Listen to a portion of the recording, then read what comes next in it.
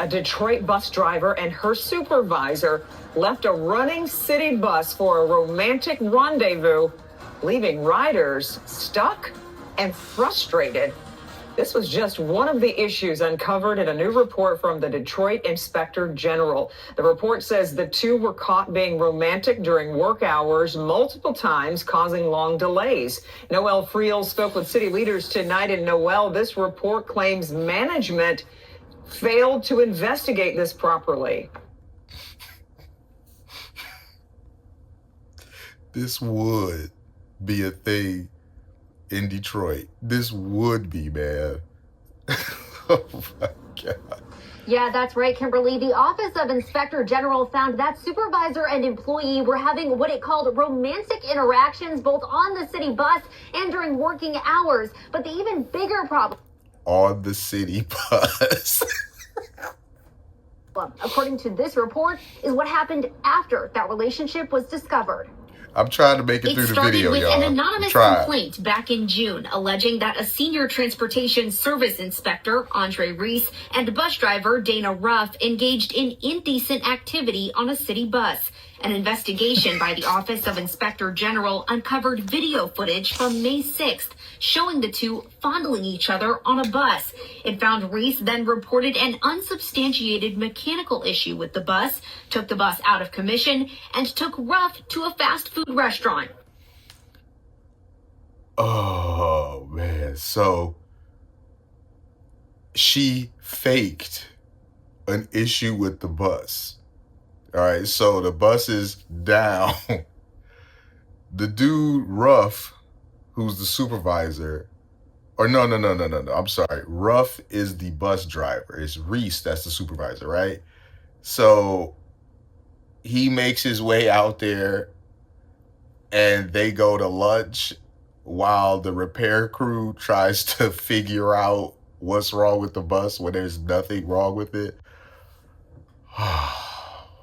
Only in my city, y'all. Disrupting service for 115 minutes. So almost 2 hours. On May 20th, hours. It says Reese and Ruff again met up multiple times during Ruff's route and at one point abandoned the bus while it was still running. That day, DDOT received a complaint via a customer assistance form about the abandoned bus, but Inspector General Kamal Marable says leadership didn't investigate it properly. We found out that the supervisors who were responsible for dealing with this type of issue were very lenient in their response to it. DDOT Superintendent Howard Bragg classified their actions as a Class 4 offense, which would normally be punishable by a 30-day suspension followed by termination.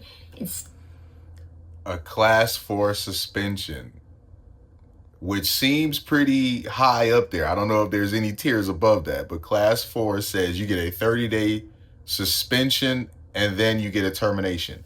I don't know why they don't just cut to the chase and give you the termination. Maybe there's a Class 5 where that happens, where you just, bro, you out of here. There's no severance, there's no vacation pay, administrative leave pay, none of that. You just out of here. But the fact that they kept doing this and the powers that be knew about it and pretty much did nothing is crazy to me, man. Instead, he gave them both 5-day suspensions. Marable says he never reviewed 5 the video days. footage of the two inside the bus. They were supposed to get a 30-day suspension and be terminated, and they were given 5 days. And probably with pay. Let's just keep it a buck here. They were probably giving it with pay. For some reason, this individual only chose to review the footage basically from outside of the bus, not the full interaction. So we found that very problematic. The Office of the Inspector General is now recommending discipline for Bragg and the DDOT Assistant Director, additional consequences for Reese and Ruff, as well as policy reform and enhanced training for Reese and Ruff, as well as policy reform and enhanced training for DDOT leadership. The real victims in this were the citizens who were waiting on buses that did not come on time because you had individuals who did not take their job and their responsibility seriously.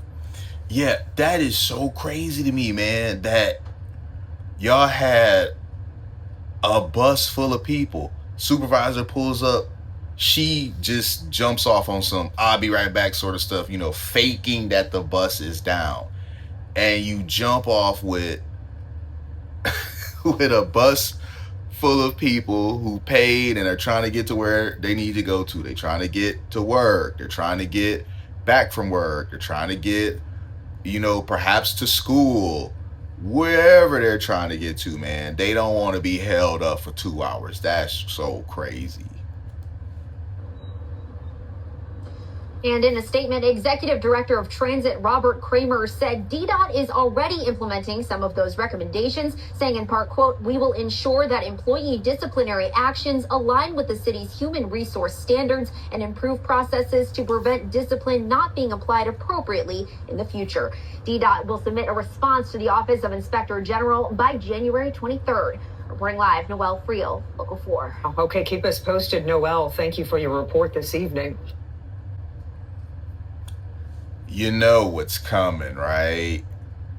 It's only a matter of time before buses become those self-driving vehicles, like how Tesla vehicles, you have the option where you can pay for the self-driving AI.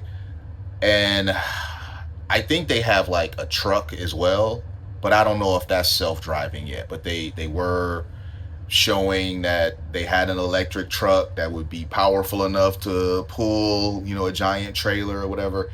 It's only a matter of time before this happens with buses. And when it does happen with buses, when the AI model, becomes reliable enough for stopping and going and pulling over at the stop, letting people off, stopping to let people on, opening and closing the doors without incident or very, very, very low rate of incident, jobs like this are going to go away. I mean, we do a lot of manual labor jobs and we think we're safe, but no, we're not safe, because ultimately a bus driver is a job that in time can be replaced by a robot. So this is the type of stuff that happens that leads to them replacing people sooner rather than later.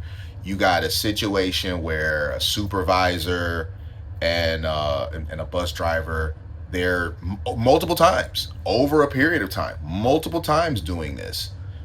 It became known to the powers that be. They did nothing about it. Why they did nothing about it? Or they gave them a 5-day suspension. So they were aware of it. Something that was supposed to be a thing that they would both be terminated over. They just got a 5-day suspension. And when it's a man and a woman in a situation like this, and the man is in a higher position of authority, which usually the man is in a higher position of authority. Let's just keep it a buck. Usually the man is in a higher position of authority. And that's one of the reasons why the woman finds him to be attractive, because he has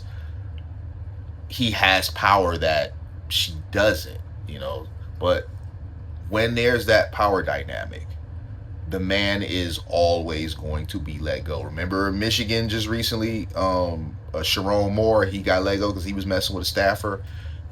This just keeps happening over and over and over and over and over and over and over. And you would think that dudes would learn by now to stop jeopardizing their livelihood over a quickie at work. Come on, man. Like a quickie at work. Y'all just so hot and bothered. The fondling stuff, they were fondling each other. I don't really care nothing about that. I'm like, whatever. And I don't think anybody else really cared either. It's when you now are faking breakdowns so that you can hook up with the supervisor, go to lunch and all that. That is crazy, man. I don't know how they thought that they would be able to keep doing this and just never anything would come of it. Let me know what you guys think in the comments though, man. This is a really funny story to me, Detroit. And I'm just like, damn, man, shout out to Detroit. This don't shock me that it was here where this happened. I'm gonna holler at y'all soon. Peace.